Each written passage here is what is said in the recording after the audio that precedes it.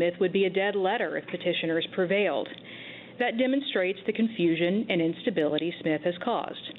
Respondents, rather than defend Smith, ask the court for a newly minted constitutional standard that's even less protective of religious exercise.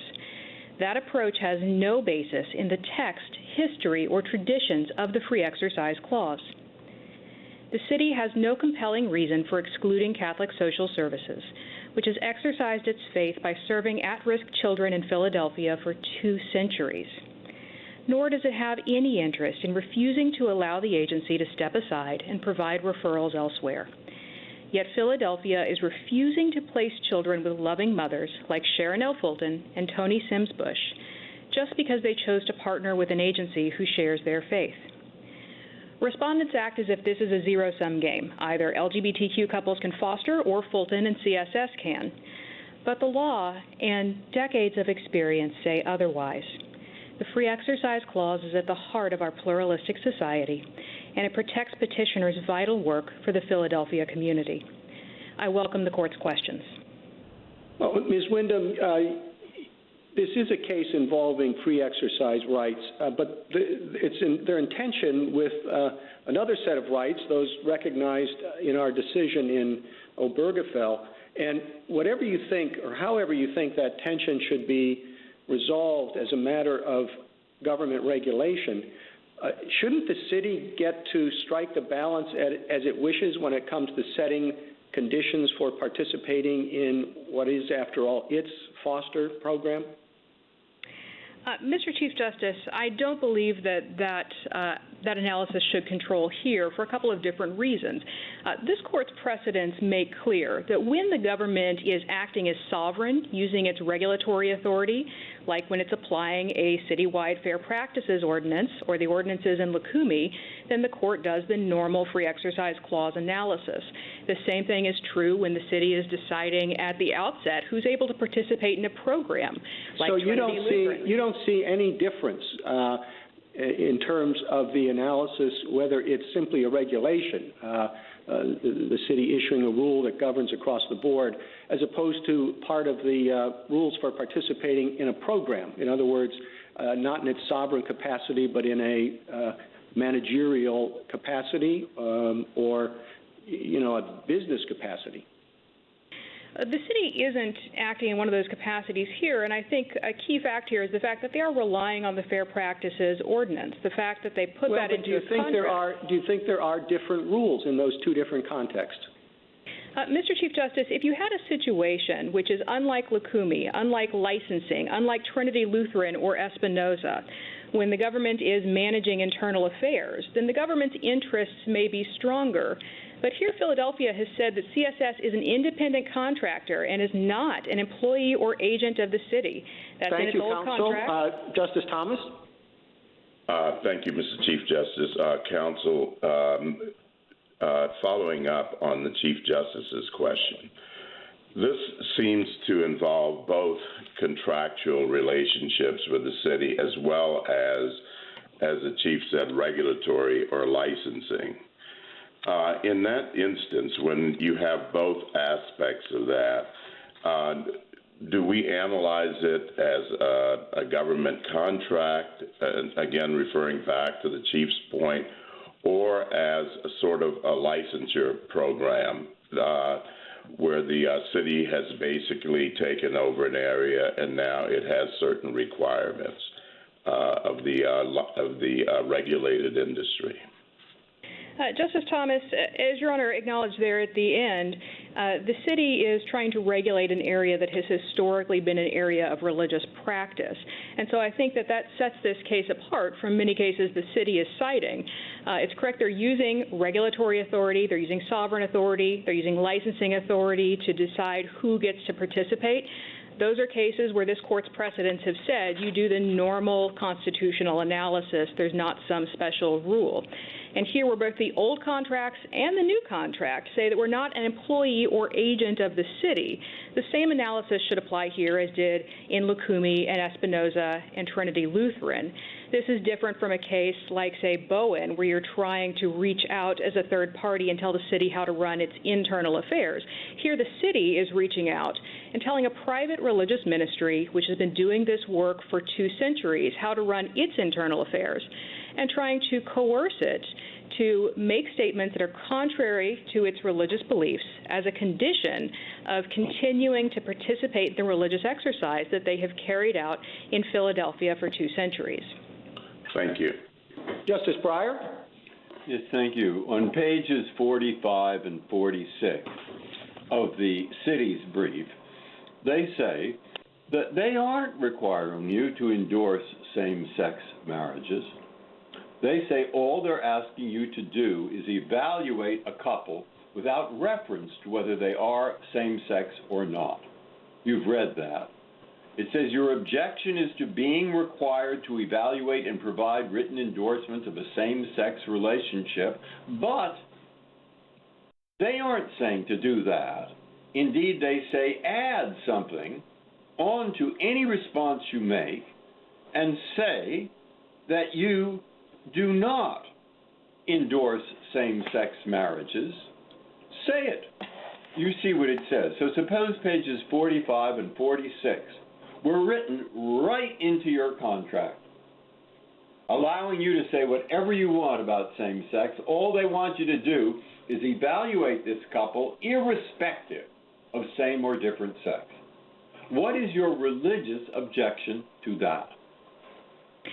So, Justice Breyer, I'm going to point Your Honor to the Joint Appendix at 210 to 211 and then 237, where that very question was asked. And the head of Catholic Social Services testified that certifying a home of a same-sex couple would be in violation of that religious belief, that a home study is essentially a validation of the relationships in the home, and that a final home study includes a written endorsement of the relevant relationships of the foster parent. And the state law as well asks an agency to assess the ability of applicants for approval as foster parents. What the city is asking CSS to do here is to certify, validate, and make statements that it cannot make. And I'm not aware of any case where this court has said it's okay to compel speech or coerce religious exercise as long as you can tag a disclaimer onto the end of it. Respondents certainly haven't cited to any. It would be hurtful for CSS and for the couple, if any couple ever approached them, for them to go into their home, assess their relationships, interview them about their intimate relationships and their family, and then at the end of that have to say, we cannot provide that approval for you and your family. CSS is making a modest request here, which is to step aside and be able to allow diverse religious agencies to serve the city of Philadelphia, as they have done successfully for many years. Well, you don't have to say, according to them, whether the couple is married, whether it's not married, whether it's same-sex, whether it's different sex. You just put that to the side, make a note that you're putting it to the side, and say, other than that, they're okay, or they're not okay. That's all you have to do. Now, what's the problem? I still don't quite see it. You said in your response that you don't want to do it, which I understand that you don't. But they say they're imposing a requirement that does not interfere with they can't figure out how does it interfere. And so we write 45 and 46 right into your contract, word for word. And now tell me once again, what's the problem? In your last answer, you just said they can't make you say anything. I guess that's true. But we write 45 and 46 and say you can say something if you want, or you don't have to if you don't want to, but just take same sex, different sex, and put it to the side and say, other than that, are they qualified? What they're still being asked to do is to evaluate, assess, and approve of a couple under state law and in their own written report. That's something that they have testified that they cannot do. This is also not an unknown or unusual religious belief. 11 states have passed laws to specifically protect religious child welfare providers in this context. As the USCCB brief points out, there have been agency closures across the country over this very issue. What we're asking here... Justice Alito? Let me ask you a couple of questions about what's in the record of this case, about the facts of the case. To begin, as far as the record reflects, how many same-sex couples in Philadelphia have been denied the opportunity to be foster parents as a result of Catholic Social Services policy? Zero. In fact, Justice Alito, none had even approached Catholic Social Services asking for this approval and endorsement. Before the events at issue now, how many children had been were in homes that had been evaluated by Catholic Social Services? At the time of the referral freeze, there were well over 100 children who are currently being served, and over the years there had been thousands who'd been served by Catholic Social Services. How many children are awaiting placement in foster homes in Philadelphia? According to the City of Philadelphia, at the time when they froze intake for CSS, there were 250 children who were in group homes who needed to be moved out of those homes and into family homes. This is in the best interest of the children. It's actually an obligation under state law, but Commissioner Figueroa at page 352 to 53 of the JA acknowledged that those children were still in group homes and that those children were not going to be moved into homes. They're supported by Catholic Social Services. One of your main arguments concerns the fact that there are exemptions to the generally applicable rules under the city's policy. I'm somewhat uncertain about what the city's final position is about the availability of exemptions. What is your understanding of that? Justice Alito, I understand that there are individualized exemptions from provision 3.21 of the contract and also through the Waiver Exemption Committee, that there are categorical exemptions. Whenever an agency conducts a home study, they have to consider disability, marital status, and familial status. That's prohibited by the city's Fair Practices Ordinance. And so those are and the city itself actually deviates from the Fair Practices Ordinance, even though it is bound by it when it is making placement decisions in foster care. Well, do they make the exemptions at the initial stage or only at the placement stage? Justice Alito, the city's exemptions are at the placement stage, but for the agencies, those exemptions are happening when they're carrying out the home studies, so the exact same point in the process that the city is trying to coerce Catholic Social Services here. And of course, the Waiver and Exemption Committee could, in theory, give them at any stage. Thank you. Justice Sotomayor? Counsel, I'm interested in why you see yourself as a licensee as opposed to a government contractor.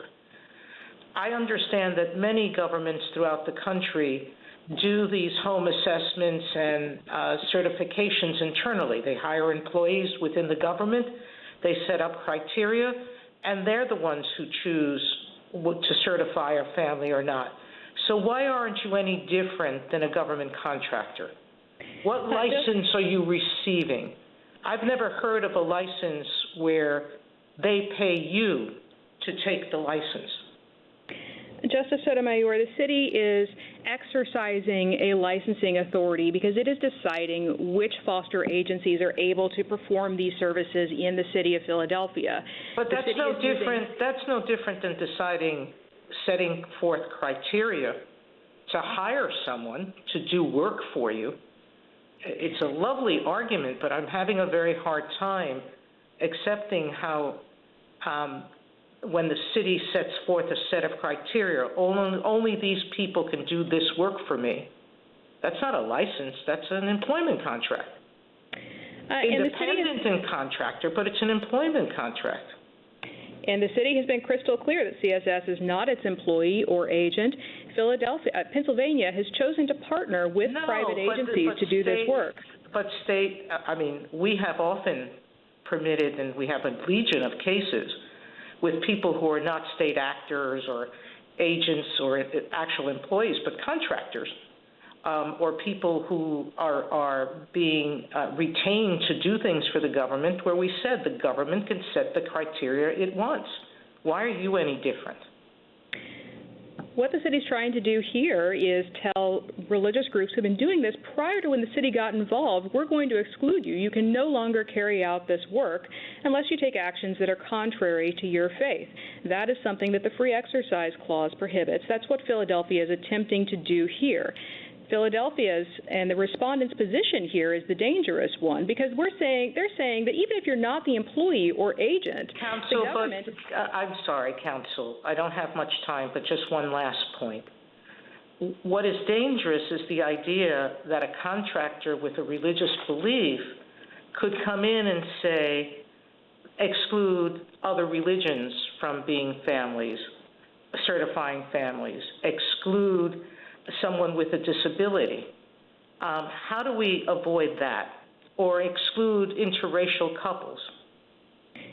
Justice Sotomayor, the city actually allows agencies to exclude people with disabilities today. That's one of the exceptions that they have from their contract. No, that's not exclusion. They require an agency to be specialized in that placement. But if the agency gets the specialization, it could become one. The agency actually can exclude parents on the basis of disability from providing foster care. But to go to your... what does that have to do with certifying a family? Meaning those are two different functions. The certification process is who's eligible, and they don't require someone to have to be married even, same-sex or not.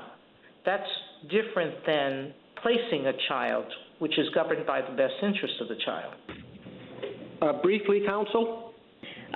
Justice Sotomayor, the state law at 55 Pennsylvania Code 3700.64 does take into account disability, including mental and emotional stability. Thank you, counsel. Justice Kagan? Good morning, Ms. Wyndham. I'd like to take you back to the Chief Justice's opening questions and give you a hypothetical.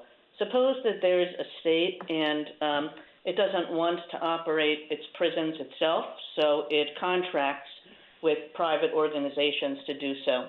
And in the contract, there's a provision that says that no employee can use drugs of any kind.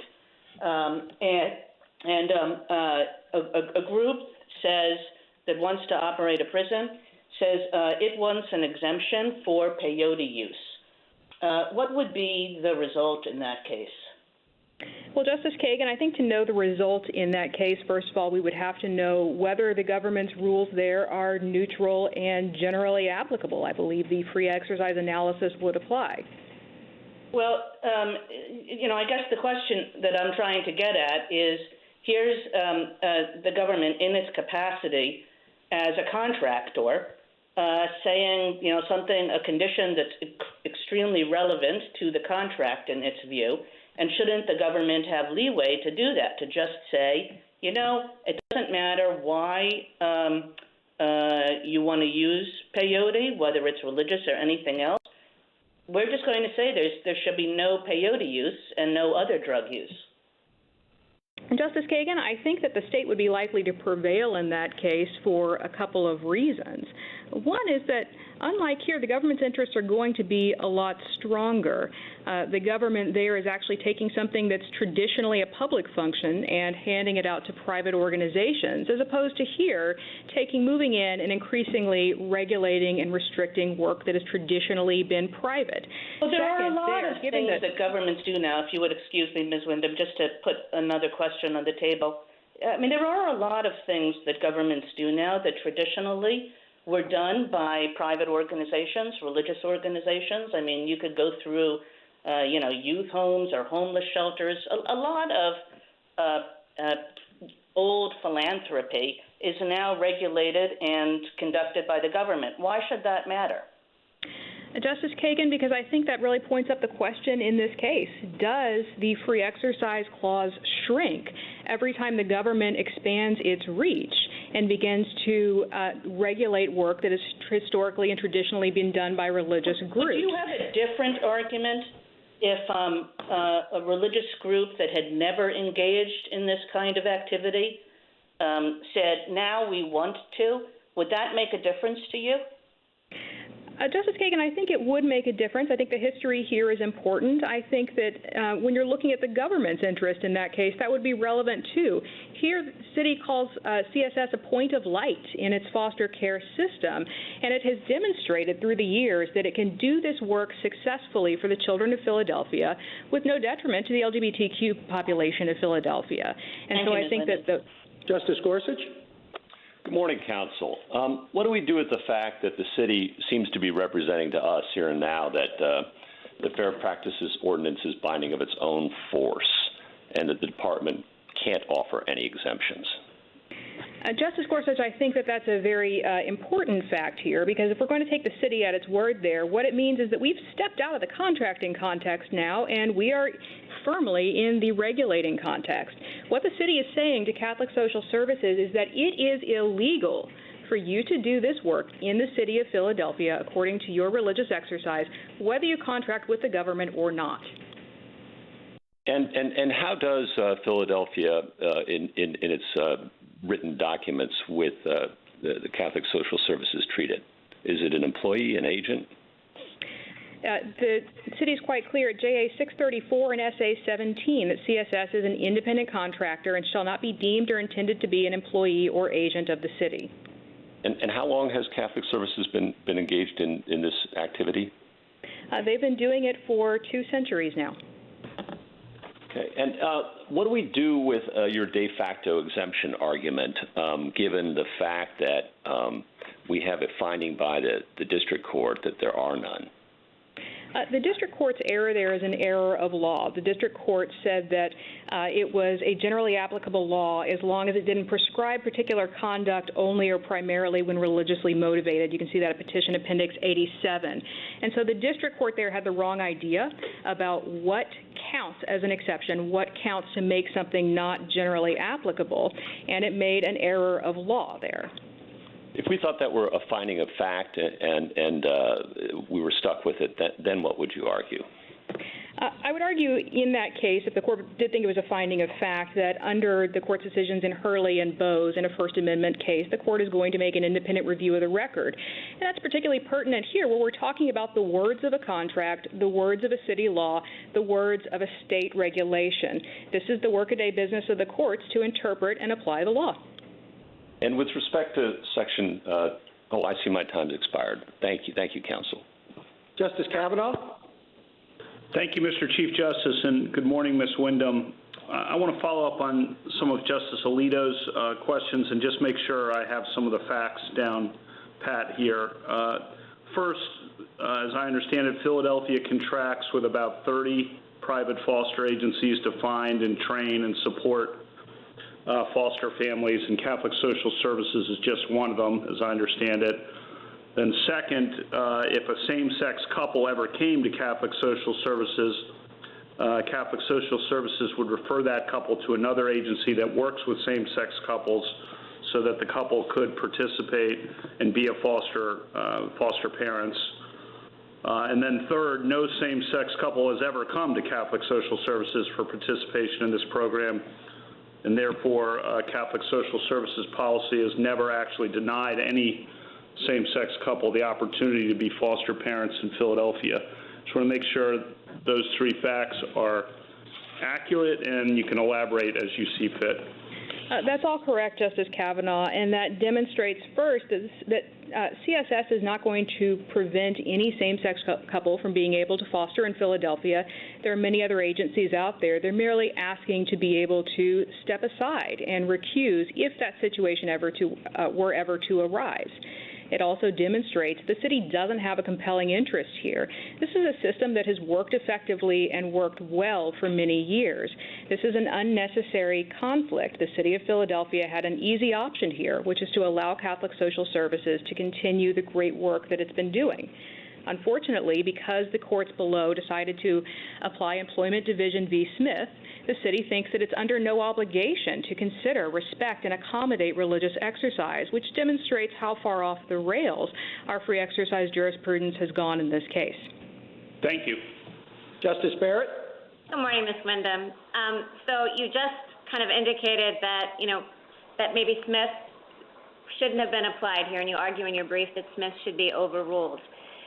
But you also say that you win even under Smith because this policy is neither generally applicable nor neutral. So if you're right about that, why should we even entertain the question whether to overrule Smith? Justice Barrett, you're exactly right that we can and should win this case even under Smith. The question then to the court will be how it resolves the legal question and what guidance it provides to the courts below. This court, in cases like Trinity Lutheran and Espinoza, looks to the text, history, and traditions of the Free Exercise Clause, and those make clear that Smith is a bad fit. Smith has caused negative results. Developments since Smith was decided make clear that its prediction has actually not borne out, that it is possible for the government to accommodate and partner with religious organizations to do religious exercise. What would you replace Smith with? Would you just want to return to Sherbert versus Werner? I believe that the court's free exercise jurisprudence gives us some guidance there in cases like the ministerial exception or church autonomy. The court doesn't even look at the Smith-Lukumi line of cases. In cases like Lukumi and Trinity Lutheran, the court has looked at the non-neutrality or targeting. But in other cases, I think the question should be pretty simple. Is the free exercise of religion being prohibited? And if so, does the government have a compelling reason for doing so? Here, the government does not. Last question. If we did overrule Smith, or frankly, even if we didn't, let's take this out of the same-sex marriage context and put it in the interracial marriage context. So Justice Sotomayor was indicating an example like this. What if there was an agency who believed that interracial marriage was an offense against God and therefore objected to certifying interracial couples as foster families? Would they be entitled to an exemption? And if so, how is that distinguishable from, or if not, how is that distinguishable from CSS's refusal to certify children to couples in same-sex marriages? No, Your Honor. If that case were even to get to strict scrutiny, this court has been clear in Loving and other cases that the government has a compelling interest in eradicating racial discrimination. It's a far cry from here, where Commissioner Ali said that the interest is no stronger or no weaker than enforcing any other policy. It's hard to imagine the city making that kind of concession in a case involving interracial marriage. Thank you. Ms. Wyndham, you have a minute to wrap up. Philadelphia will make exceptions to its rules for lots of reasons, but not for the reason of CSS's religious exercise. Regardless of the legal mechanism that Philadelphia uses, the bottom line is that CSS is breaking the city's law if it even refers same-sex couples to another agency better suited to help them. And as a result, Philadelphia won't place children with Sharon L. Fulton, Tony Sims Bush, or CSS unless their church changes or violates its beliefs. In our pluralistic society, a properly functioning free exercise clause is supposed to prevent this kind of unnecessary and harmful conflict. There are children in need and loving homes waiting for them. Neither Philadelphia nor Smith should stand in the way. Thank you. Thank you, counsel. Mr. Mupan. Mr. Chief Justice, and may it please the court, Philadelphia has not afforded Catholic social services the tolerance of religious practice that is required by the Free Exercise Clause and vital to our pluralistic nation. The city refuses to place foster children in available foster homes certified by CSS, simply because if CSS were ever asked to certify a gay couple, it would respectfully decline and refer them to another foster agency.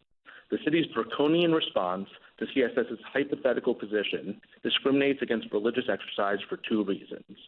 First, the city lacks a generally applicable rule because it seeks to apply a non-discrimination requirement to CSS despite having exempted comparable secular conduct, thereby devaluing CSS's religious concerns. Second, the city has not neutrally applied its rule because it has shown undue disrespect to CSS's sincere religious beliefs by treating a win-win accommodation as too odious to tolerate. Counsel, you rely, as does the petitioner, on contract provision 3.21, which bans a list of objectionable practices, but then has at the end this, unless an exception is granted by the commissioner in his or her sole discretion. Has an exception ever been granted under that provision? I'm not sure that there's any evidence that one way or the other, Your Honor, but I think the key exceptions that have been granted and have been recognized in the record is that the city both requires, tolerates, and itself engages in the consideration of protected traits when certifying and placing foster children. In particular, under 55 Pennsylvania Code 3764, the city requires agencies to consider both familial status and disability in certifying foster parents. The city has tolerated racial and ethnic-based outreach for foster parents, and then the city itself considers race and disability when placing children. All of those. The federal government, of course, has an extensive contracting regime, and it draws distinctions, I think, between on the basis of, for example, disability, minority ownership, and all that. Do contract rules have to be neutral and generally applicable across the board, even with respect to protected status? Well, Your Honor, the federal government, of course, is subject to RFRA, but so for the purposes of a state government, if a state chooses to recognize exceptions to its anti-discrimination provisions within its contractual setting, it can no longer claim to be acting in a generally applicable and neutral way. And Thank you, counsel. Justice Thomas? I have no questions, Mr. Chief Justice. Justice Breyer? Yes. Did you go? Sorry, the machine didn't work. Can you hear me? Yes. Yes, Your Honor. Very well. I'd like to follow up on two questions that have been asked, the questions of the interracial marriage. Everything is the same except it's interracial. The response so far from your side has been, well, that's a compelling interest, this isn't. Think of other examples. The government wants to contract to a food distributor to supply food on all the military bases, and because they are Orthodox Jews, they want nothing to do with ham and don't want to let anybody else, they want nothing to do with it. Or consider a religion which says we're bidding on this contract for local transportation, and we want men and women to sit separately, or we want women to wear headscarves. Now, in a contracting basis, is it your opinion that the government just has to do that, has to give in to the religious belief, or not? Your Honor, I think the question under our submission is whether the government is acting in a generally applicable and neutral way. So if the government has a blanket anti-discrimination provision, that would be one thing. But if, as in this case, the government has what it purports to have, an anti-discrimination provision, but then itself recognizes myriad exceptions, it is generally going to have undermined its compelling interest, and it's going to have to explain why it can tolerate deviations from that anti-discrimination provision in a whole host of areas, but it cannot tolerate a deviation for a religious accommodation. We can get other people to supply the ham, they say, and so that's all right. But we can't do anything about this, the headscarves, and we can't do anything about the interracial marriage. So in your idea, how does that work out? Well, so I would differentiate the interracial marriage from the rest of them, Your Honor. On interracial marriage, this court has made clear repeatedly that there's a particularly compelling interest in eradicating racial discrimination. So you want to start, in our opinion, sorry, I want to interrupt you right here, because now two of you have said this, that we should write an opinion which says discrimination on the basis of race, constitutionally speaking, is different than discrimination on the basis of gender, on the basis of religion, on the basis of nationality, on the basis of homosexuality. All right? Is that the opinion you want us to write? Briefly, counsel. Your Honor, I think this court in Pena-Rodriguez already said something very similar about how race is unique in this country's constitutional history, and eradicating that type of racial discrimination presents a particularly unique and compelling interest. Justice Alito? Didn't the court in Obergefell say exactly that? Didn't the court say that there are honorable and respectable reasons for continuing to oppose same-sex marriage? Would the court say the same thing about interracial marriage? Sorry, Your Honor. Obergefell does say that. Loving, of course, didn't say that and never would have said that. Masterpiece Cake, in addition, also recognized similarly that there are contexts and circumstances in which gay couples can recognize and accept that there are longstanding, deep-seated, sincere religious beliefs that oppose same-sex marriage, and in a pluralistic nation that respects religious tolerance, accommodating those sort of religious practices does not undermine the compelling interest in the same. Tolerating that religious practice is consistent with the Free Exercise Clause in a way that if you were dealing with interracial marriage, it would not, given the significant compelling interest in that context. We don't reach constitutional questions as a general matter unless we have to. That's a strong policy. But what do the arguments in this case about the complicated arguments about exemptions and the new arguments about contracting, the question whether Catholic Social Services is more like a regular licensee or more like a contractor, say about the stability of the Employment Division versus Smith precedent? Well, Your Honor, the government, as you know, we haven't taken a position on Smith. We do think that this is a relatively straightforward case under Smith, that the city has not acted in a generally applicable and neutral way. We think that the record makes clear that the city has recognized myriad exceptions from its anti-discrimination provision, and that the courts below erred just because they made a legal error in not treating those as exemptions because they looked too narrowly at whether, if an entity had engaged in the same practice for a non-religious reason, would the city have treated them differently. And that's just contrary to Lukumi. In Lukumi itself, if there had been a non-religious actor who had engaged in a ritual sacrifice of an animal, Hialeah's ordinances would have picked up those people too. But thank you, counsel. Thank you. Justice Sotomayor? Counsel, I've always thought that a compelling state interest that motivated our holdings in racial discrimination cases was not merely that race was important, but that the burden on the people who are rejected because of race is an interest that the state could seek to protect. That a rejection on the basis of race or any protected category creates a stigma on that person, and that it's a compelling state interest for the state to have an anti-discrimination law on the basis of protected classes. Are you diminishing that as a compelling state interest? No, Your Honor. I think that consideration of that just cuts in the opposite direction here for two reasons. The first reason is no gay couple is being denied the ability to serve as a foster parent in this situation. First, as a may I interrupt you there? They are by this agency. CSS is saying to them, I won't certify you.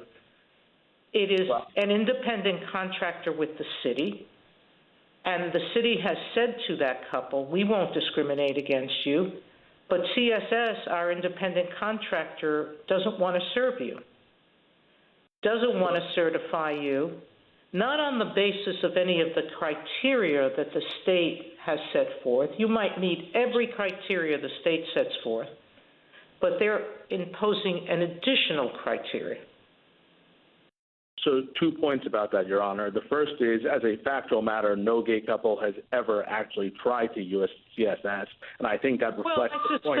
I suspect that's part of that is just natural, meaning people gravitate to agencies that are known by their community. And so I am sure, and this is one of the arguments that was resolved against the petitioner here, it's not that the agency has, that the city has agencies who cater only to one community. It's that some agencies live in a particular community, and so more people will come to it from that community.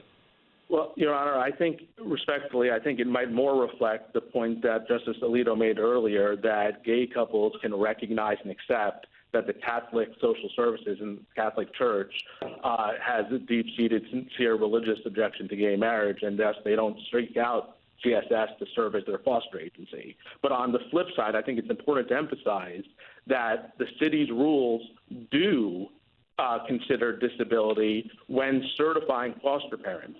So foster parents can be denied the ability to serve as foster parents because of their disability. So again, the city is allowing that sort of dignitary harm that Your Honor pointed to, and they're saying that sometimes that dignitary harm isn't enough, but they're not willing to allow that to happen in this context where it's a totally hypothetical harm, and where by enforcing that hypothetical harm, they're actually harming the children they purport to serve. Thank you, counsel. Justice Kagan? Good morning, Mr. Mupan. If I understood you correctly, you said that it is a compelling state interest to eradicate racial discrimination, but it is not a compelling state interest to eradicate discrimination on the basis of sexual orientation. And I was wondering where in this scale that you're using would discrimination on the basis of gender come? Would that be a compelling state interest? So, for example, if there's an agency that refuses to employ women, would the state have to contract with that agency? Well, just to be clear, because I don't, my point was that the government in Philadelphia, in this case, has undermined its compelling interest, any compelling interest it might have in eradicating sexual orientation discrimination, because it has recognized a slew of exceptions. And what I was suggesting is, with respect to racial discrimination, given the significant... Do you think it is a compelling state interest to want to eradicate discrimination against gays and lesbians? I'm sorry, Your Honor, I didn't hear the beginning of your question. Is it a compelling state interest to try to eradicate discrimination against gays and lesbians? Is that a compelling state interest? So we're not denying the significance of that interest in the abstract. What we're saying is... Is it a compelling state interest, Mr. Mupan? In the abstract, perhaps, but on the facts of this case, the government has undermined that interest by recognizing... Is it perhaps, or is it yes, or is it no? Well, Your Honor, we haven't taken a position on that question, because the question in this case is whether the city of Philadelphia has a compelling interest, and the city of Philadelphia does not, because they have undermined that interest by recognizing a series of exceptions. And having recognized all those exceptions, it no longer has a compelling interest in insisting that the one situation where it cannot abide by any discrimination is sexual orientation, even though it tolerates racial discrimination, it tolerates disability. Excuse me, Mr. Mupan, you said that the city of Philadelphia could not do the same thing with respect to race, and the same supposed exceptions are there too, ready to undermine it. But you said that that would come out differently, and I'm seeking to find out a reason why. So the reason why is because racial discrimination is particularly unique and compelling, as this court has held in cases like... super compelling. Is that the idea? That's right. As this court said in Pena-Rodriguez, where it recognized an exception to the jury impeachment rule for racial discrimination, particularly in old... Race is sui generis in our society in all kinds of ways. But a compelling state interest usually allows the state to act. Doesn't usually, it does. Right, and the question is whether the government has undermined that interest by recognizing exceptions. And what I'm submitting is that the exceptions that the government has recognized here don't undermine its compelling interest with respect to racial discrimination, because most of the exceptions don't even involve race, and the only ones that do involve race involve an individualized consideration of race. Thank you. That doesn't... Justice Gorsuch? Counsel, can we circle back to the question whether Catholic Social Services should be treated as an employee or agent, and whether the city can effectively take over a service that had been provided privately for some time and take it over so much so that it regulates it pervasively, and this analysis shouldn't apply at all. Can you address that concern? In this case, while it's true that the government in some contexts gets greater latitude when it's acting in a contracting capacity, what it doesn't get is the ability to discriminate against its contractors on the basis of their religion or religious exercise. So to take Justice Kagan's hypothetical from earlier, if you have a prison with prison contractors and it allows prison guards to bring in peyote, it can't then turn around and say it won't allow prison guards to bring in ayahuasca. And the argument here is similar, that the city of Philadelphia is allowing all sorts of other exemptions for secular reasons. Well, put aside the exemptions argument.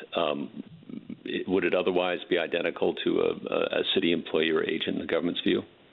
Well, no, because of the other aspect of this case that we addressed in our briefs, the Masterpiece Cake Shop type arguments about the statements that were made by Commissioner Figueroa and by the City Council. Those two. I'm asking you to put that kind of stuff aside. Otherwise, would it be similarly situated to employer agent in your view? So if you take all that, if you take both the exemptions and the statements out of the case, Your Honor, the government hasn't taken a position about how a case like that should be addressed. Our submission is focused on both the exemptions and the statements. All right. Well, let's deal with the exemptions. What do we do with the Fair Practices Ordinance and the argument by the city? And we normally take their representations about their law with some respect. The Fair Practices Ordinance applies by its own force, and that there are no exemptions here. So it's belied by their clear concession. So let me make 2 points. The first is the language of the FPO bans any differentiation or preference in the treatment of a person on the basis of any of the protected traits. And the city concedes that it considers race and disability when placing children. That's at JA 309. Commissioner Figueroa conceded it. Thank you. I appreciate it. My time's expired. Thank you. Justice Kavanaugh? Good morning, Mr. Mupan. What if Catholic Social Services were the only private agency in Philadelphia that performed this service, meaning that same-sex couples in Philadelphia simply could not become foster parents? And let's also assume there are no exemptions or other statements that are relevant to the analysis.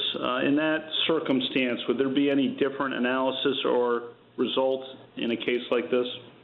Yeah, I think that it would be a significantly harder case because the city at that point would have an interest that isn't presented here, namely the interest in ensuring that gay couples in Philadelphia would have the opportunity to serve as foster parents.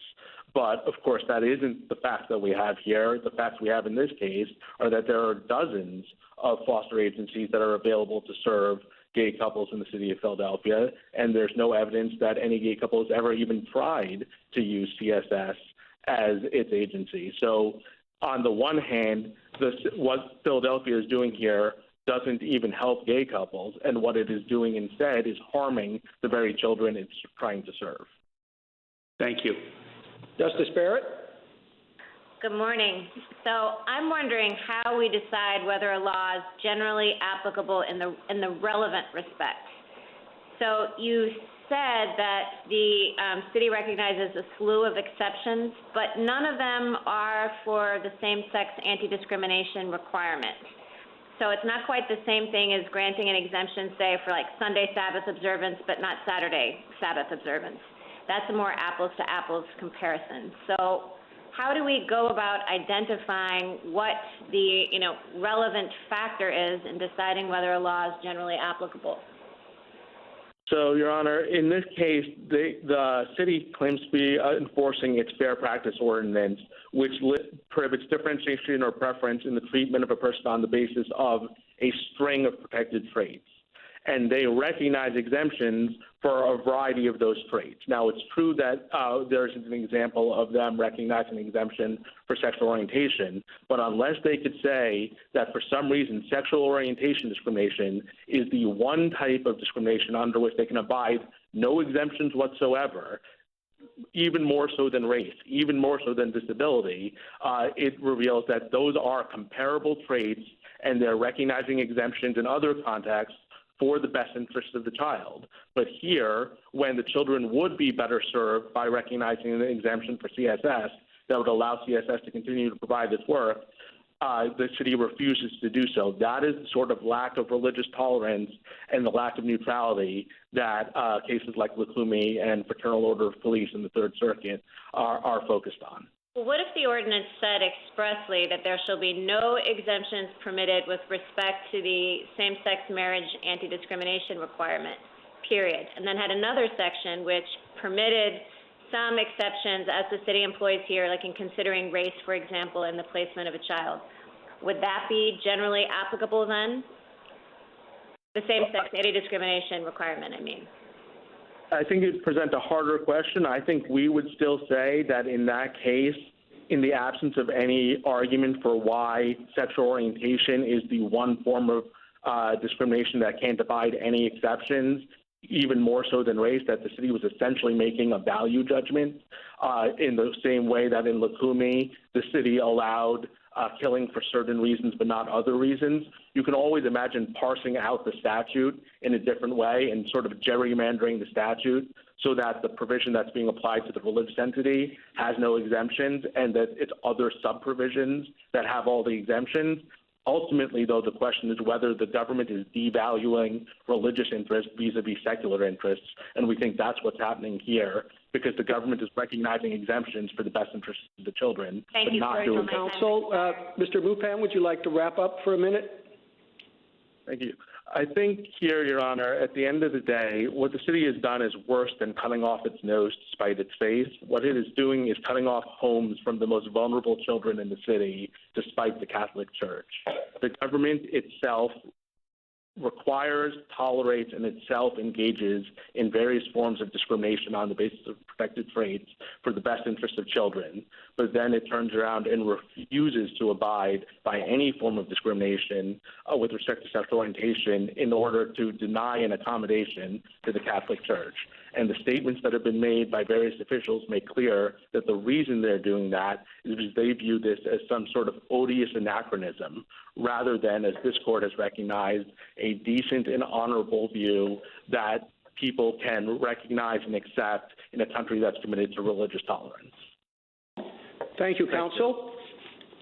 Mr. Capdio? Thank you, Mr. Chief Justice, and may it please the court. This case is not about private activity or beliefs.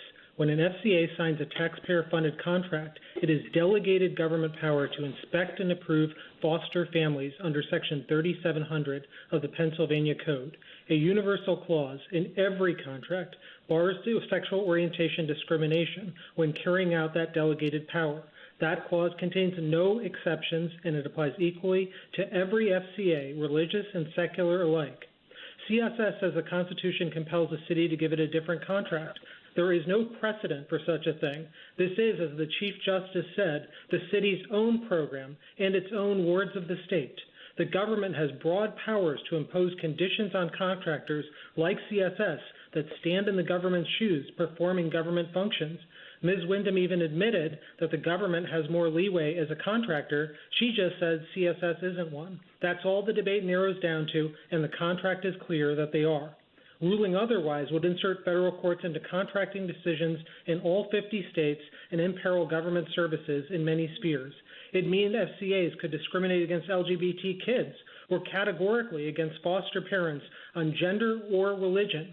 Justice Sotomayor asked that question apart from race, and I didn't quite hear a response from the other side. And this is not a hypothetical. The district court's hearing revealed CSS to require a clergy letter showing foster parents were active members of a congregation. Other FCAs discriminate by religion, such as against Catholics and Jews in South Carolina. Petitioner's rule would compel governments to permit all these practices, balkanizing foster care agencies and ending their openness to all. And finally, CSS says it was targeted for its beliefs, but the district court found after 3 days of live testimony that never happened. The Third Circuit agreed, and nothing my friends have said comes close to the very obvious and exceptional showing of error that the two-court rule requires to reverse that. Counsel, if a foster child requested not to be placed with a same-sex couple, would you take that into consideration in placing the child? So that's at a very different stage. That's at a matching stage. And we certainly, I think, have come across the idea of foster parents, and we said they can't request a particular race. I'm not sure if we've had the question of the child itself, but I do want to say that's a very different thing. As Justice Alito was saying, that child matching stage, at that stage you're looking to the best interest. This case is about the pool stage and who is eligible at all to be a foster parent, and the record is clear. I suppose there's certainly different context, but the question is, at least in certain contexts, you are comfortable with the concept of discriminating in this program on the basis of sexual orientation. But you have a very strict rule. You've said there'll be no exceptions to CSS's similar taking into account of the sexual orientation status of the would-be parent, foster parents. No, Mr. Chief Justice, it's the same rule at both stages. So at the pool stage, there's a categorical bar against any discrimination. It's always up to the parent's choice to work with an FCA. Now at the child matching stage, that looks to the best interest of the child, like the federal standard, and that in all 50 states. That doesn't categorically exclude anyone. It looks to all potentially relevant considerations. And what my friend on the other side is doing is taking one thing, which is the very, very narrow limited use of race that's taken into account as part of the best interest of the child, which is mandated by state law. And I asked the city, when have you ever taken race into account? They could only find one instance, and that was when a kid used racial slurs, so they avoided that placement of the kid with someone of that race. Thank you, That's a very different thing. Justice Thomas? Thank you, Mr. Chief Justice. Mr. Katyal, you place, obviously, in your briefs and your argument today, a lot of reliance on the fact that, on your point that CSS is a contractor. Would your analysis of this case differ if, rather than receiving funds from the city or contracting with the city, CSS was a private organization that was regulated, solely regulated, as opposed to the contractual relationship? Absolutely, Justice Thomas. That would be a very different case, that because this is the contracting circumstance, the government has far more leeway in what is actually similar when you heard all of those things about race and disability and the like. Umbauer says courts must give deference to the government's reasonable assessments of its interests as contractor. And so when you're looking to what is similar and what is different, I think it's very important to understand that it's not similar in the Lukumi sense. The government is saying that those distinctions made on the best interest of the child are made at a point when their interests are very different. It's about matching kids, not growing the pool of safe foster parents. And then it's not discrimination. The government is saying at that point it's done to protect the welfare of an individual child and is nothing like the across-the-board flat refusal that they want to hear. So look, if a Catholic teen wanted to be with a Catholic family at the child matching stage, that could be taken into account. Lots of things can be taken into account at that stage. But here we're talking about that first stage, as Justice Alito said. I'd like to get one question in before my time expires. Don't you think it's in the best interest of the child to also have a pool that is beneficial to the child? I don't understand why that isn't also in the best interest of the child.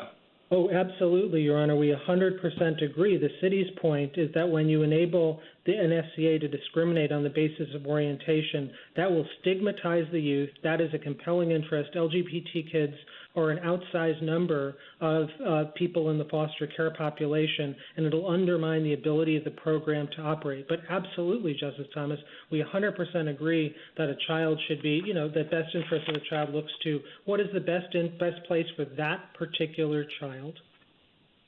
Thank you. Justice Breyer? Yes, what's actually bothering me quite a lot about this case is I think that no family has ever been turned down by this agency. Indeed, none has ever applied. No gay family, no gay couple.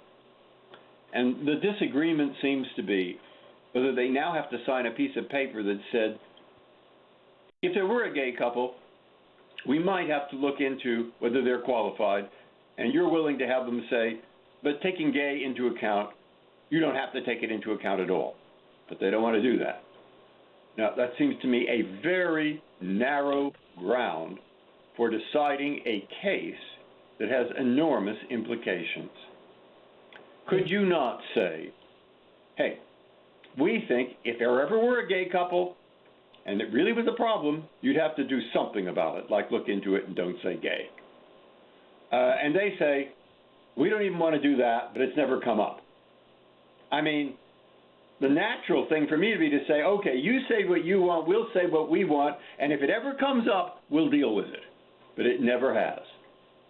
Now, is there any way that that has anything to do with how we would decide this case?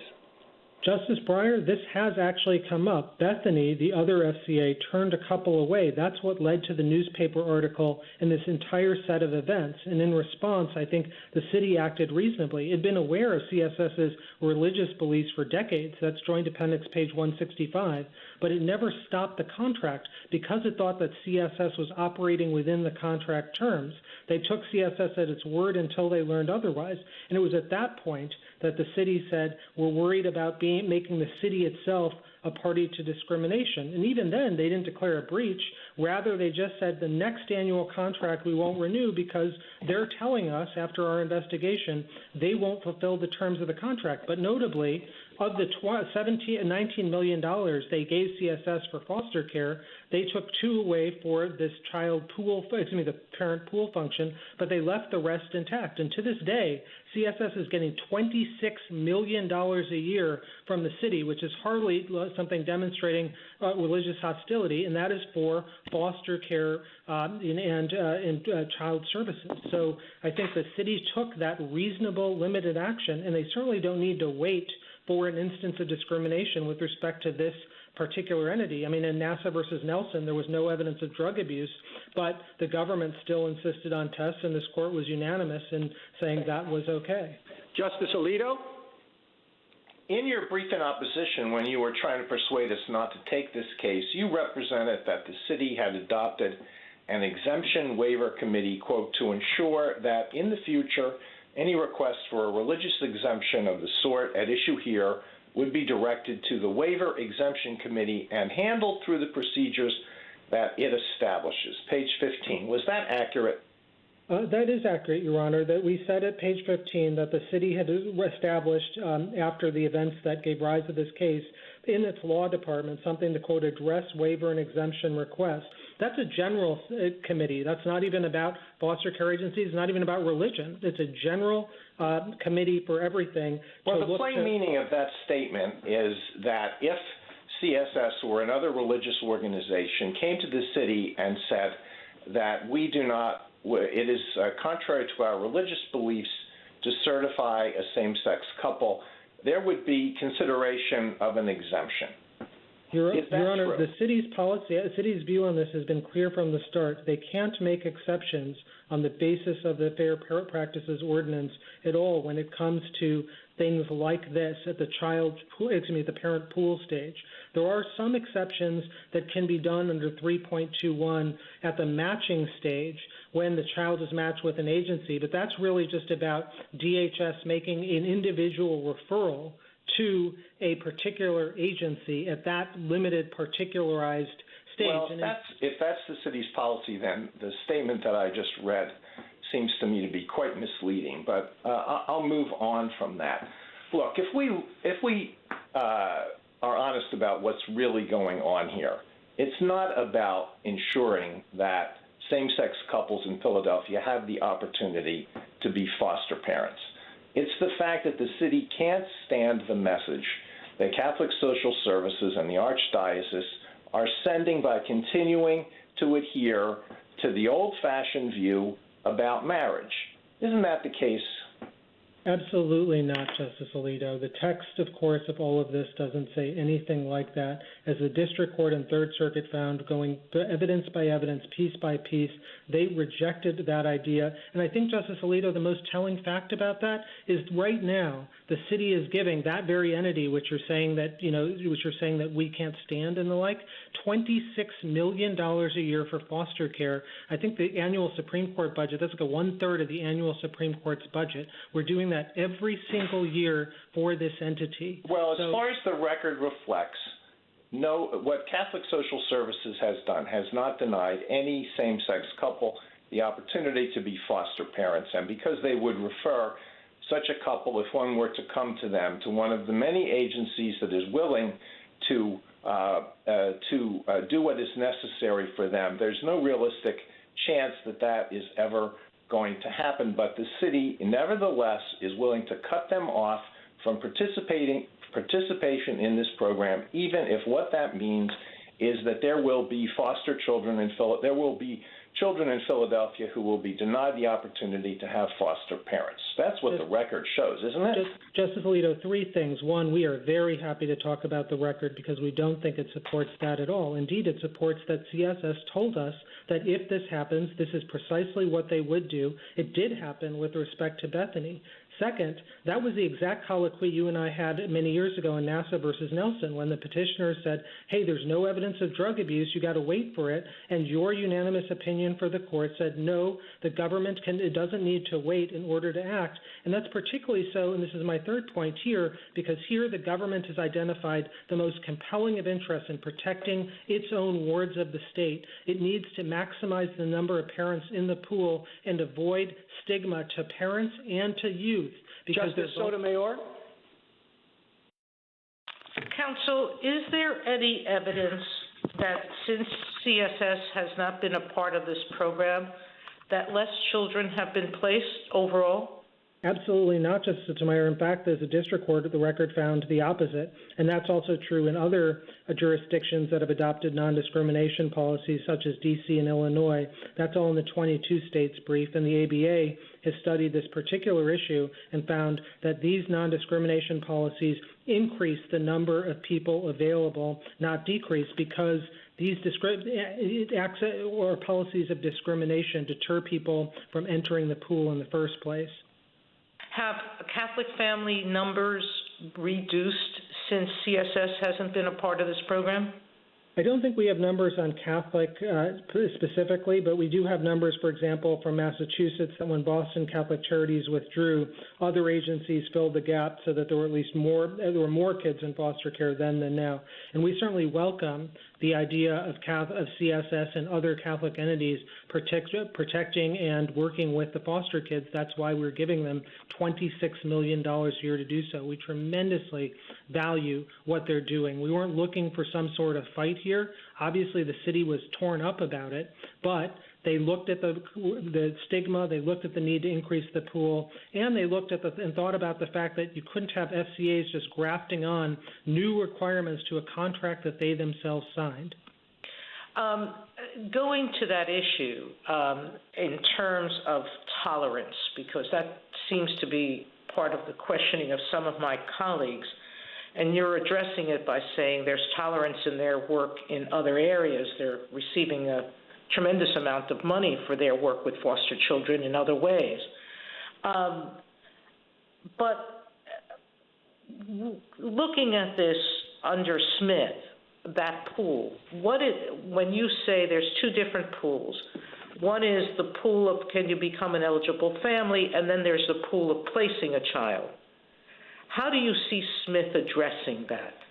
I think what Smith does is, at least in the contracting context, give the government wide latitude. You wouldn't even need it, because I think we would win even in the sovereign context. But I think the fact, what you'd be asking is this really a similar circumstance at the pool stage or at the child matching stage? And they're really different interests. That's what the government is saying, and different harms. An across-the-board flat refusal of a government agency to say, hey, the doors are closed to you entirely, is very different different from the sort of individualized best interest of the child determination that they are focusing on. And, they focus on disability as well, but that absolutely misstates the record because it's state law that requires foster care agencies to have a special license for disability needs. That's all that's about. Again, that's not discrimination. That's specialization to meet a child's needs. Has any parent been, other than disability, but that's because they can't meet certain criteria that's independent of their disability. They can't do certain things for the child, which are required. But has there ever been an agency that has or an exemption granted on the basis of a protected characteristic? No, Your Honor. The one thing that I said, and we don't think of it as an exception, we think of it as an application of the best interest of the child, was when a particular child used racial slurs, and so they avoided placement of the child with someone of that race, just for the safety of that individual child. That is so fundamentally different. Mr. Katyal, I'm concerned about Section 3.21 of the contract.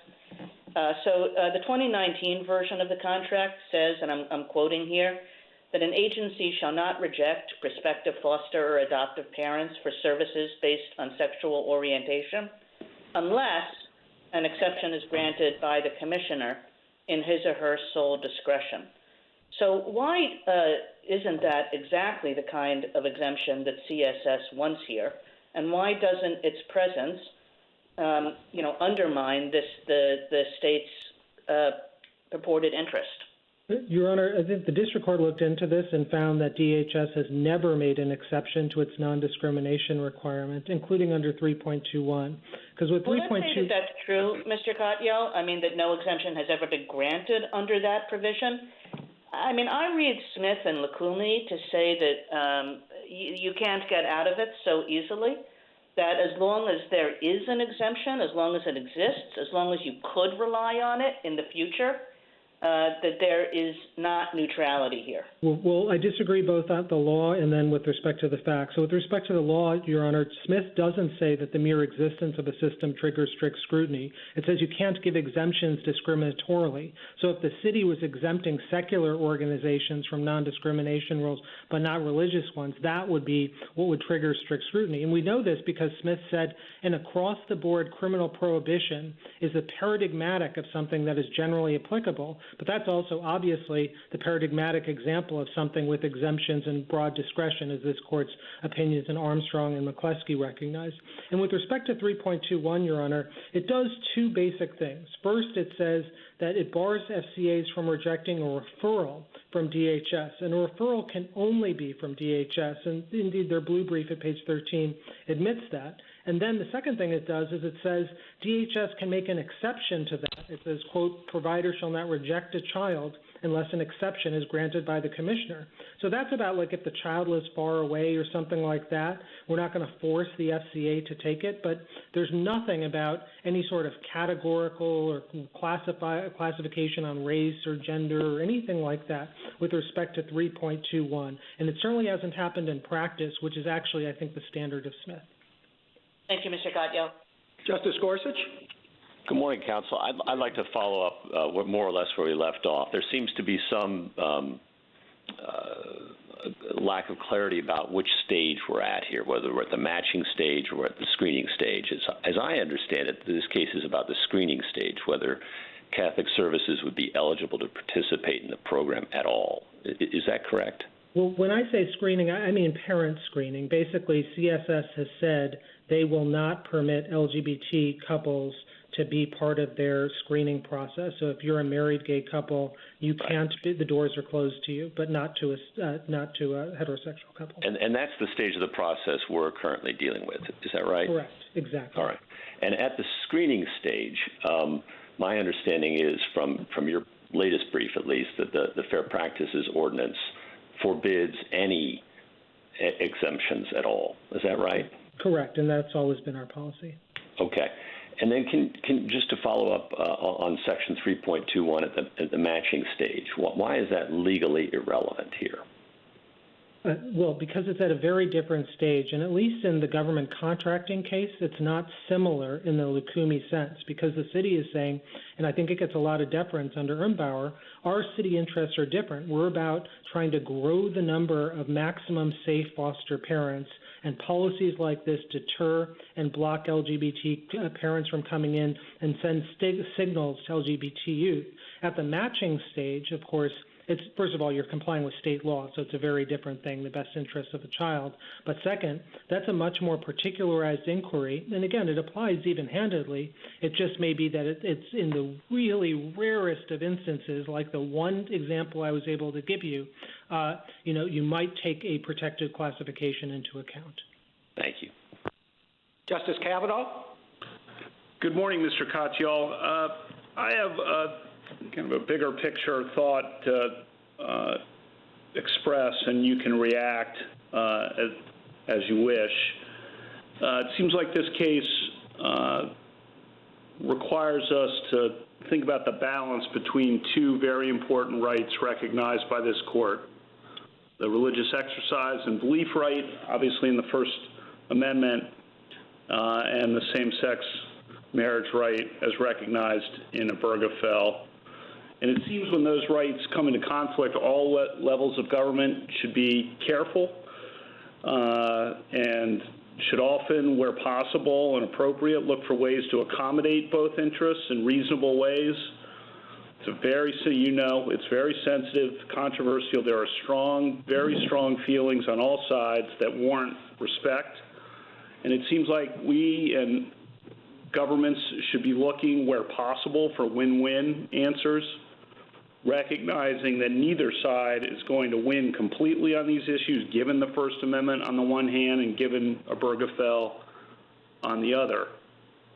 But when I look at this case, that's not at all what happened here. Seems like Philadelphia created a clash, it seems, and was looking for a fight, and has brought that serious, controversial fight all the way to the Supreme Court, even though no same-sex couple had gone to CSS, even though 30 agencies are available for same-sex couples, and even though CSS would refer any same-sex couple to one of those other agencies. And to be clear, I fully appreciate the stigmatic harm. I completely understand that, fully appreciate it. But we need to find a balance that also respects religious beliefs.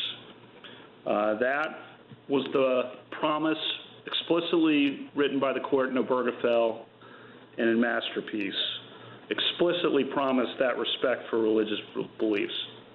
And what I fear here is that the absolutist and extreme position that you're articulating would require us to go back on the promise of respect for religious believers. So, Justice Kavanaugh, four things. First, we absolutely agree with you that these are feelings that warrant respect, and, both of these rights are important, and we share that same spirit. Second, I don't think the framing of this as religion versus same-sex equality is the right one. The way the city sees this is actually a case about religion versus religion, because if you accept what their argument is, then they will allow, another FCA can say we won't allow Baptists, we won't allow Buddhists, or we'll only allow those things. And in that sense, religion will be pitted against religion, foster care agencies will be balkanized, and this will be true not just in foster care, but in any number of other areas in which the government contracts. Third, practically, I don't think you can look at this and just say, oh, this is a small, tiny accommodation, what's the harm in it? Because any individual accommodation will look reasonable. The problem is, as Chief Justice Berger's unanimous opinion in United States v. Lee says, once you do it for one objector, the court's going to be stuck doing it for all. I mean, the accommodation there was a pittance. It was someone objecting to paying Social Security. But the court said income tax will be next, and you can't have a workable system, either for Social Security payments or now for FCAs, with so many religious accommodations. And then lastly, when you say the city was looking for a fight or something, we couldn't profoundly disagree more. We certainly wouldn't rush this case to the Supreme Court. Indeed, we won it in both courts below, and the first one after a 3-day hearing, looking at live testimony, looking at precisely the allegations you said about religious hostility, and all of those dissolved. And Justice indeed, Barrett? Thank you, Mr. Chief Justice. Good morning, Mr. Katyal. I just want to be sure that I'm clear in thinking about this question of whether the city was functioning as a contractor or whether it was granting licenses. Is it possible for any entity to participate in the recruitment and certification of foster families without a contract from the city? Not with respect to this function. And so I think that's a very important point about what Ms. Wyndham said. She kept on saying, we've been doing this for 2 centuries, this. Private entities have never done this, because whatever these entities did before, like CSS, they never selected who cares for kids in city custody applying state criteria. Indeed, the whole point of the modern foster care system is to bring responsibility for those kids inside the government and not to leave it into the private hands. I mean, these are wards of the state, and the city has the highest interest in screening parents. So this isn't an example at all of something that could be described as a licensee function, because a licensee is someone, when someone's licensed, like to practice law or run a barbershop, they're not carrying out the government's work, they're performing their own work, a private profession with the permission of the government. This is the opposite of that, Justice Barrett. This is about the city's own kids, and the city's interests here are at their zenith. Well, let's imagine that the state takes over all hospitals and says, from now on, we are going to be responsible for hospitals, but we will contract with private entities to actually run them. And so there's a Catholic hospital and gets a contract with the city to run it. In fact, it's a Catholic hospital that's in existence before the state adopts this policy. And its contract with the state provides that and the contract the state gives everyone, is that you can get some exceptions for some medical procedures, but every hospital has to perform abortions. In that context, do we analyze this as a licensing question, or given that the Catholic hospital can't even enter the business without this contract, do you still say that this was the provision of a contractual service? So 3 things, Your Honor. First, this isn't, just factually, this is not a monopolization case at all, contrary to what my friend says. After all, they still have $26 million, the lion's share of their foster care budget, so it's not as if we're occupying the field or something like that. With respect to your hypothetical, I think there are 2 problems. One is, I think the real thing that does the force in the hypothetical is the government somehow monopolizing a private care system, a health care system or hospital system. That itself would raise any number of constitutional problems. And I think our intuitions to why that hypothetical sounds so horrible is because of that. That's what does the work. And a minute to wrap up, Mr. Katyal. I'd say 3 things are notable. First, this case, I think as Justice Scalia might say, comes as a wolf. Petitioner's rule would enable an FCA to exclude parents of any religion, from Buddhist to Baptist, and this court, because it can't second-guess the reasonableness of a belief, it opens the door to all sorts of claims. Indeed, this very case, the clergy letter, and it radiate far beyond foster care to all government contracts in all 50 states.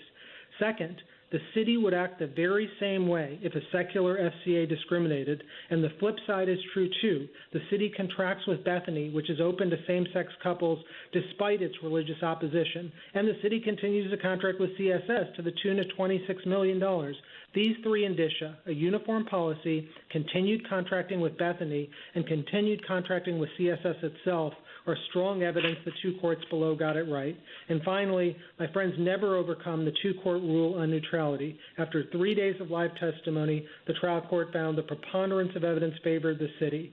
For these reasons, we ask the unanimous judgment of the Third Circuit be affirmed. Thank you, counsel. Mr. Fisher. Mr. Chief Justice, and may it please the court, I think what makes this feel like a hard case is that CSS is doing valuable work.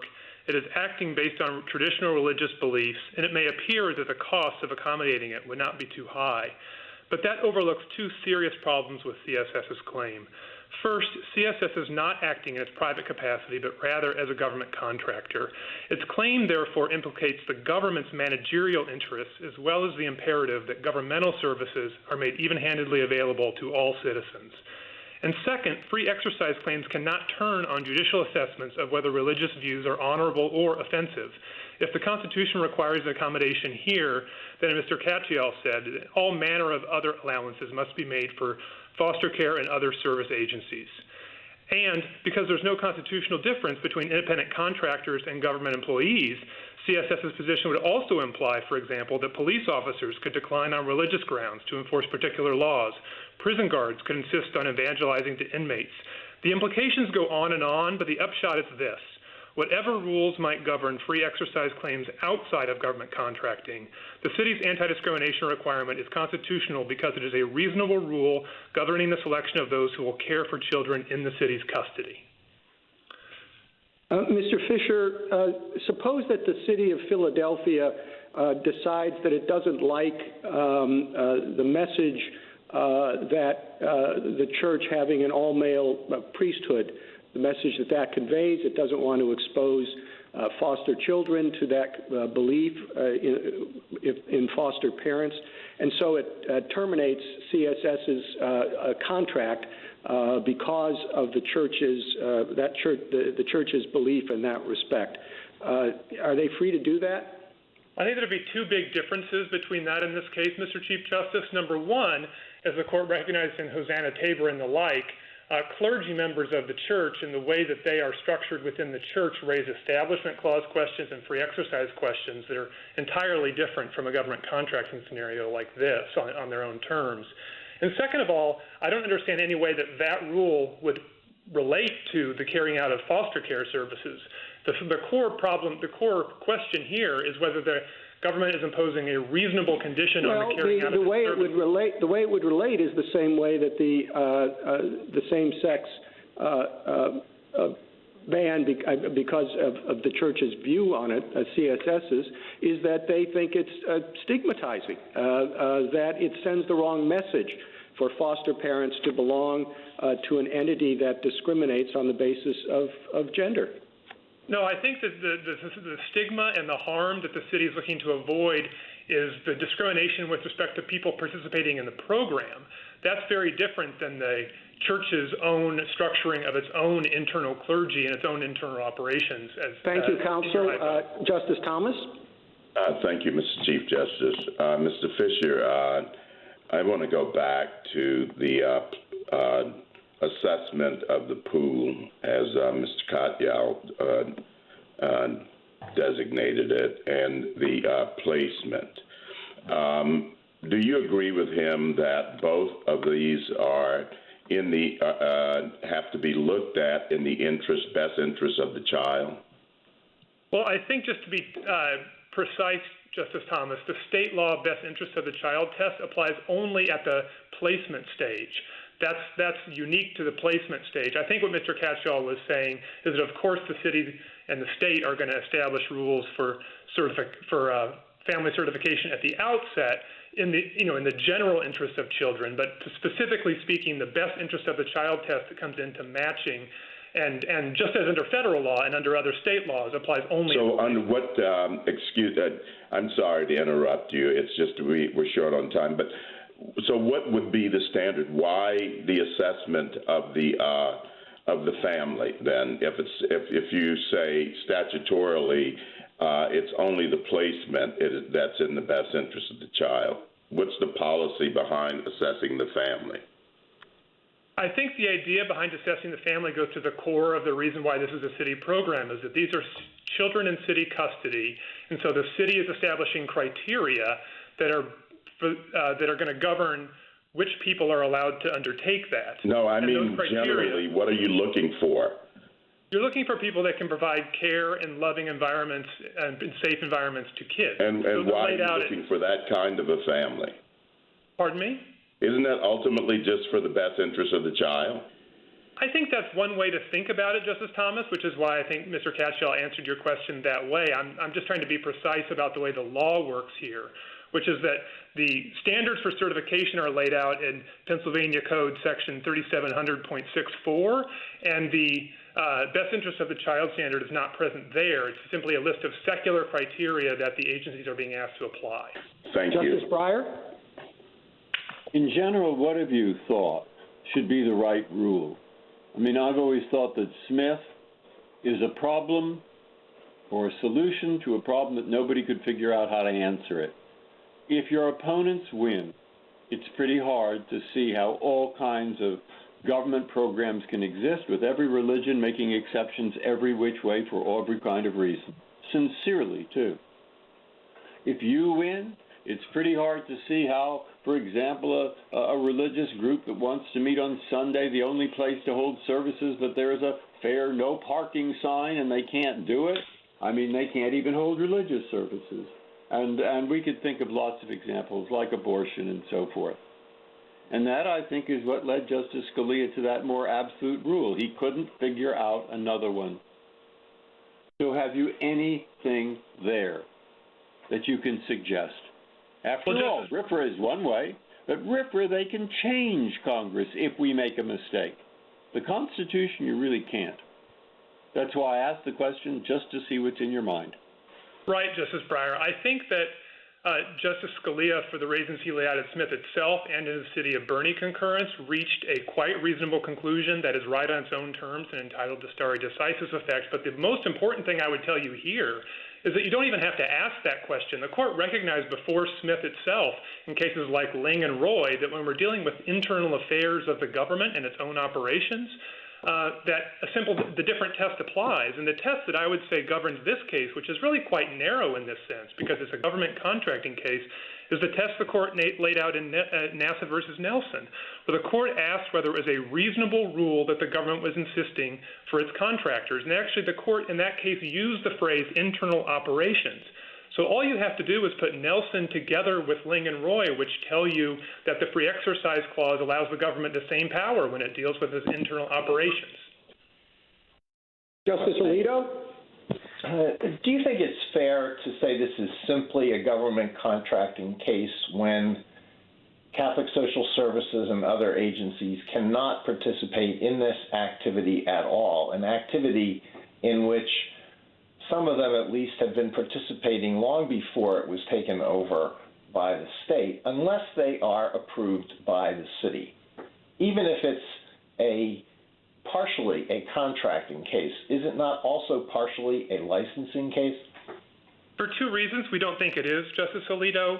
First, even if the city did monopolize the services here, it wouldn't be any different than Ling, where the government owned the land. It wouldn't be any different from NASA versus Nelson, where the government was the only way to work in the space program. And the government, as Justice Kagan said earlier, can take over certain operations. Indeed, the city, as Justice Sotomayor said, could do the certification itself. But also I want to answer Justice Alito in terms of the history, and I want to echo what my friend Mr. Katyal said, which is that yes, the same term, foster care, is used that was used historically, but it's a completely different program now because the children are in city custody, and we're talking about selecting people. The government has expanded at all levels, and it has taken over more and more programs that were previously conducted by private entities. What if the government took over all provision of assistance to homeless people? With that, and an issue arose about whether a private entity could participate in that charitable activity. Would you say that's purely a contracting case? I think I might have to hear a little more, but in general, I do think the government could take over something like homeless shelters in a given county or community. I don't think there's any way to draw a line between what the government can and can't take over. Well, what about Justice Barrett's example of a hospital? What if the state were to take over all hospitals and then contract that out to private entities? Well, I think that's really hard to imagine exactly how that would work. We know healthcare is such a uniquely complicated context. And I think that even in systems where the government does take over healthcare, private options are still available. So it's hard for me to understand, exactly how a hypothetical along those lines would play out. Well, you're just disagreeing with the hypothetical. I don't think it's hard to imagine at all. But if you accept the hypothetical, then what's the answer? What's the answer to what? I'm sorry. Would your answer be the same? That if the government took over all hospitals but contracted it out to private entities, it could insist that the hospitals perform procedures that are objectionable on religious grounds to the contractors, so-called contractors, running these hospitals. I think to some degree, perhaps, Justice Alito, but I think there'd be very different questions raised about medical procedures and doctors that certainly have the opportunity to decide which kind of procedures they're going to carry out. I think if this were the federal government, which I take as what your hypothetical is raising, you'd also have any number of RFRA implications that would have to be layered onto a question like that. Justice Sotomayor? Mr. Fisher, perhaps we should talk about the function, because there is an amicus brief that suggests that in normal contractor cases, the Rutherford brief, that in normal contractor cases you apply rational basis, but where the government has taken over a field, it should be strict scrutiny. And this goes back to Justice Barrett's earlier question about how to define the field. There are still foster parents that private placement with foster parents that CSS can still engage in. The only children that in the state's custody are those that have been essentially abandoned or taken away from their parents, correct? I think in general terms it's correct, Justice Sotomayor, that there is on the one hand foster care certification services for children in the city's custody, which is something that you can do only through a contract with the city under the terms we're discussing here. And there are other things that, as Mr. Katyal noted, with the foster care program that CSS is allowed to do, and there are other private things that CSS can do without even contracting with the city related to adoption and other ways to care for needy children. So there is no occupying a field here, other than these happen to be the kids who, either because of abandonment or abuse, have been taken away from their parents that are in the city's custody, correct? I think that's right, but the thing I would want to make sure I stress, Justice Sotomayor, is that even if the other side were right, that the city, however you would want to look at this, has occupied the field of parental certifications, it would make it no different than Ling, it would make it no different than Nelson, it would make it no different than Garcetti, where the government occupies the field of prosecutions. The government occupies the field of law enforcement. There are lots of places where the government has reasonably made the determination to carry out a certain service and is allowed to establish, as Nelson put it, reasonable rules to carry out that service. I have one last question. If one wanted to find a compromise in this case, can you suggest one that wouldn't do real damage to all the various lines of law that have been implicated here? Well, I think, Justice Sotomayor, the place to start in that respect would be where Justice Breyer started earlier today with the city's concession at pages 45 and 46 of its brief, that if what CSS is concerned about is a perception that by participating in this program they are endorsing marriage for same-sex couples, that they can disclaim that and make very clear that all they're doing is following state law and to carry out a government function on the government's behalf, and they are not purporting to speak for themselves in any certifications. Justice Kagan? Mr. Fisher, the Solicitor General's main argument here is that the city has undermined its asserted interest in non-discrimination by having a series of other exemptions to the one that's other exemptions that similar to what CSS wants. And I talked with Mr. Katyal about 3.21. The Solicitor General also references various policies that have to do with placing children, consideration of race and disability at that stage. So I was wondering if you could explain to me why those are permissible, but the city should not be able to give an exemption to CSS. Of course, Justice Kagan. Let me say one thing about the law and then give you a broad stroke answer, and any specifics I'm happy to answer. First, the Solicitor General, I think, somewhat strangely, tried to put entirely aside the contracting context of this case in asking these questions about general applicability. As the court said in Umber, the court has to give reasonable deference to government's assessment of its own interest in the contracting space. So even in this general applicability context, Justice Kagan, I want to stress that the government contracting context is highly relevant to this comparability inquiry that is required. And I don't think the Solicitor General even denied that. And I'll just say in broad strokes, the purported exemptions that the other side points to when it comes to the certification process simply do not exist. The closest they've come is to talk about disability being taken into account, but it's not disability that's taken into account. It's just the criteria that I discussed with Justice Thomas that are neutral and secular as to the ability to care for a child to which disability is sometimes relevant.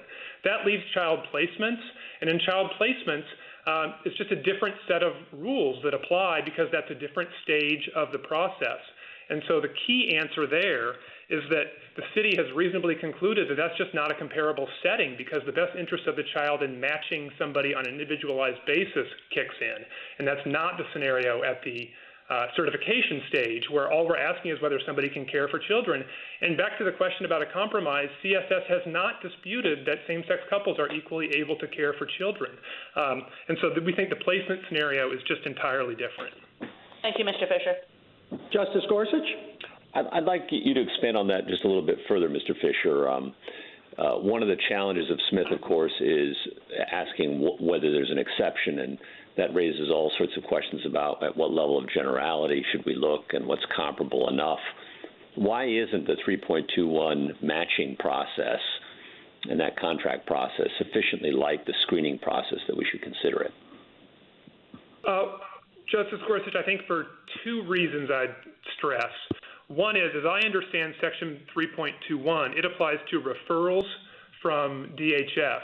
That is not the certification process. That is the matching process or similar situations. And so the same answers I just gave to Justice Kagan. I'm sorry to interrupt, but I accept the legal point that there are different stages of the process, formally speaking, legally.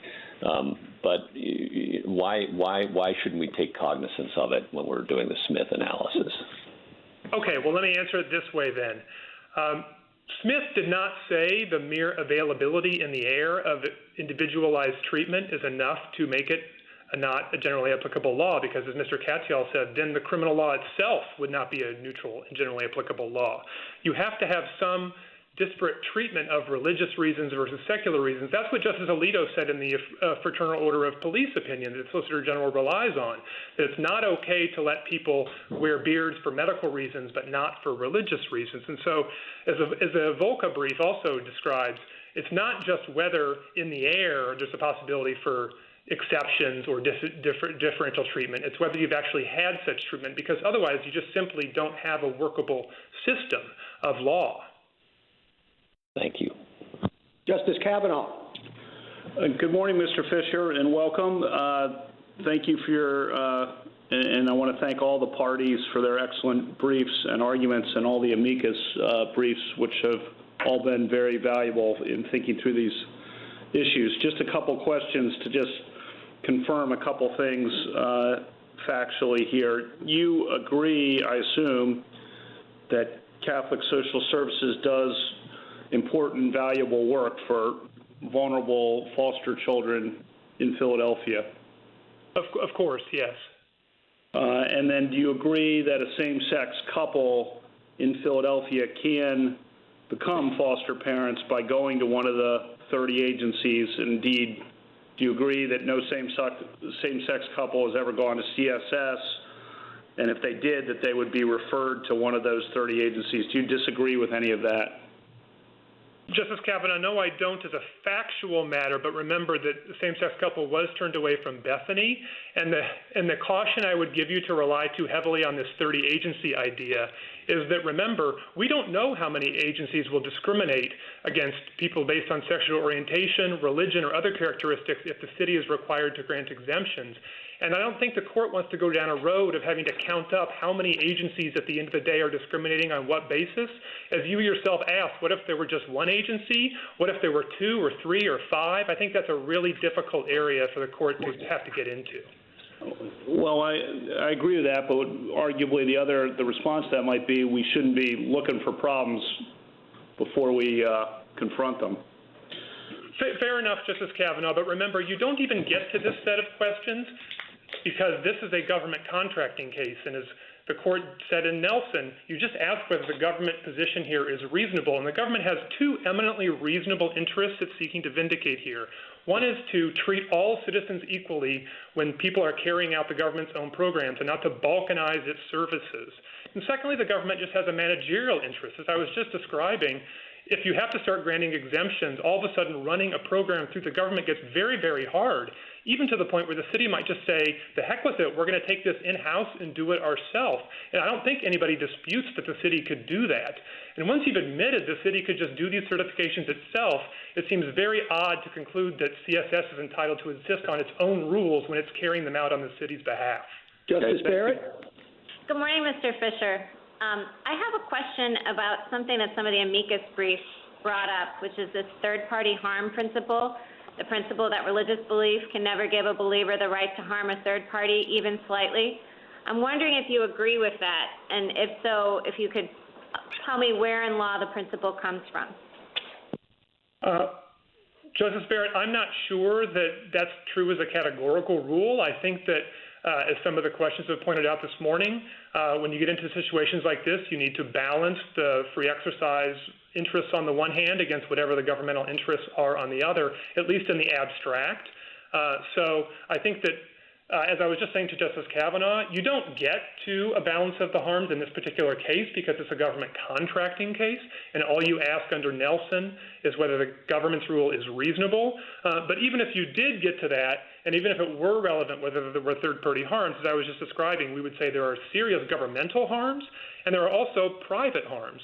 We've talked about people being turned away in Philadelphia, and the amicus briefs tell you they're turned away elsewhere. But remember, there's also a deterrent effect. If people are aware that the government program allows discrimination, they may never enter the pool in the first place. There's no brochure that tells people, you know, this agency is for people of your kind, and these other agencies for people of the other kind. And frankly, if there were a brochure in that respect, it would just make it all the worse. So I think there are very real harms here, Justice Barrett. I wouldn't take the categorical view, though. I want to sneak in one other question. I think we would agree that there's really not any circumstance we can think of in which racial discrimination would be permitted as a religious exemption. Can you think of any example in which saying, as you know, CSS has done here, that they, you know, will not certify same-sex couples that where an objection to same-sex marriage would justify an exemption? Or is it like racial discrimination? Well, Justice Barrett, I think for purposes of your analysis here, it is like race discrimination. I understand that race is special in many ways in the court's jurisprudence, but as Justice Gorsuch stressed in Masterpiece Cake Shop, it is the proudest boast of free exercise jurisprudence that we do not judge the legitimacy or the offensiveness of religious beliefs if they are deeply felt, which, as we know from the Bob Jones case, for example, some religious organizations do have deeply felt views about interracial marriage. I think the court would have to accept them. And then the only question would be whether the compelling interest test applies differently in that scenario. And I don't think it would. As a matter of just compelling interest law, the court has said not just that governments have an interest in eradicating race discrimination, but also in JC's the court said sex discrimination. As we know from last term in Bostock, this could be thought of as sex discrimination. And so I just don't think you could draw a line in this context between sexual... A minute to wrap up. Mr. Fisher? Thank you, Mr. Chief Justice. I think I would just leave you with the last a couple of the last points I was making, which is I don't think anybody can dispute that if the city wanted to do this work itself, it could. And so the only question that you have is whether the analysis is any different because the city is operating through an independent contractor. And cases like Nelson and Ling tell you the answer is no. Also, Russ v. Sullivan, a case we haven't yet discussed today, tells you the answer is no. And so that just leaves the arguments the Solicitor General is making about neutrality and the like. And I think the irreducible fact in that respect is that the city here would not allow this discrimination for any reason. The district court found this at page 85A to 88A. I don't think anybody really thinks that this kind of activity would have been allowed in 2018 or going forward for any provider for any reason. And for that reason, we think that this is a case, one way to think about this is a case about equal treatment versus special privileges. The city has satisfied the equal treatment requirement, and it's not required to give special privileges here. Thank you, counsel. 3 minutes for rebuttal. Ms. Wyndham. Thank you, Mr. Chief Justice. 3 quick points. First, the discussion this morning has confirmed that Philadelphia does not have a neutral and generally applicable law. They have waivers and exemptions. They let agencies consider factors that are prohibited under the Fair Practices Ordinance, and they don't follow that ordinance themselves. Philadelphia now admits it's applying its public accommodations law, and the analysis would be different if the court analyzed the use of sovereign authority under that law. Even under Smith, that triggers strict scrutiny, and the city loses. Second, respondents ignore the long history of Catholic Social Services doing the work it does today, partnering with foster parents to provide children with a family, walking with and supporting those families through a years-long and difficult process. This is the ministry that the City of Philadelphia is trying to extinguish. The fact that CSS carries out other ministries and provides services at a loss subsidizing the city does not change the fact that the city is trying to extinguish this ministry. And it has done so in the most restrictive manner, sending the message that Sharon L. Fulton must be excluded because she partners with an agency who shares her faith. Respondents urge the court to decide some other case, not this case. They claim all kinds of harms, but religious foster agencies continue to serve in most states, and multiple states have even protected those agencies by law without negative results. Long-standing protections like RFRAs protect religious exercise, and yes, even government contractors, yet respondents cannot identify where their parade of horribles has come to pass. Finally, none of this was necessary. It all could have been avoided by a properly functioning free exercise clause. The courts are struggling to parse the exact contours of general applicability while loving foster families remain excluded. The text, history, and traditions of the Free Exercise Clause teach that when the government wants to prohibit a long-standing religious exercise, it needs a compelling reason to do so. That's a straightforward approach, and Philadelphia can't hope to pass it here. In our pluralistic society, this court has repeatedly said that there should be room for those with different views. But Smith's narrow view of the Free Exercise Clause stands in the way of that sensible result. Under Smith, particularly as applied by the courts below, government officials have no incentive to reach sensible accommodations, knowing they will be shielded by the flimsiest claim to have a generally applicable law. Our pluralistic society is at its best when it has a Free Exercise Clause that protects free exercise, not just of those who agree with the officials in charge. Thank you. Thank you, counsel. The case is submitted. The Honorable Court is now adjourned until Monday next at 10 o'clock.